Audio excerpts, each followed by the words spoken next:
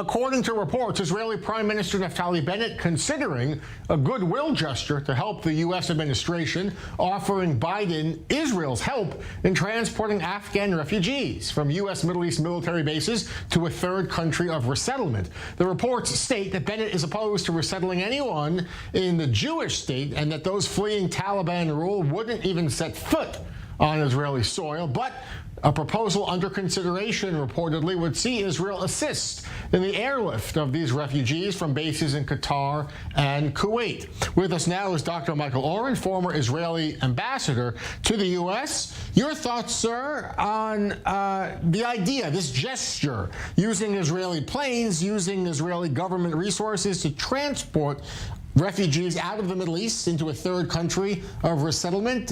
Do you think this is going to happen? Do you think it's something that should happen? Good afternoon to you, Jeff. Well, it's a beautiful proposal. And those of us remember, the 1970s when Menachem Begin, as prime minister, invited Vietnamese boat people and gave them shelter in this country, gave them jobs in the country. Now, basically 2 generations of Vietnamese have grown up as Israeli-speaking Hebrew serving in the IDF. It's a beautiful story, but Vietnam is not Afghanistan. And I've got a long history with this. Back during my period as ambassador, this is now 12, 11 years ago, Israel offered to help America in its battles both in Iraq and Afghanistan with very symbolic gestures, even giving leaves of absence, shore leaves to American Marines in Israel, giving them vouchers to spend time here, providing them with orange juice. I mean, we really tried to do so many different things. And the answer was always thank you, but no. And why thank you, but no? And the answer I got behind the scenes was, listen, we got enough problems as it is with the Muslims. We can't be seen to be cooperating with the Jewish state. And, frankly, I think that, Israel could offer planes to airlift Afghan refugees out of American air bases. I'm not sure the refugees would actually get on those airplanes if they were emblazoned with the Star of David and they knew they were Israeli airport, because some of these refugees are themselves in enough trouble as it is. So while I think it's a beautiful gesture, and I think that maybe in the administration, people are loath to say no publicly behind the scenes, I'm pretty confident that the advisors to the administration are saying, listen, we got our hands full enough with our enemies in the Muslim world now. We don't have to add open collaboration with Israel on Afghanistan to the list of their grievances.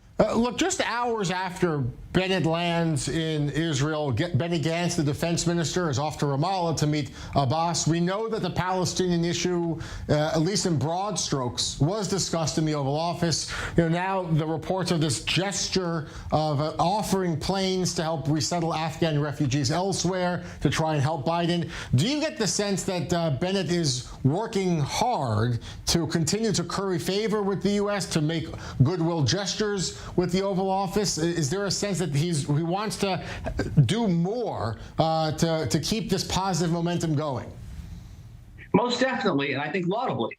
There's nothing wrong with trying to put our relationship with the United States on a different level, on a different sort of a turning the page after many years of acrimony, particularly between the previous government of Benjamin Netanyahu and the Democratic administrations of Barack Obama and Joe Biden. Not so much, of course, with Mr. Trump. So yes, I think that Naftali Bennett should be applauded for his efforts.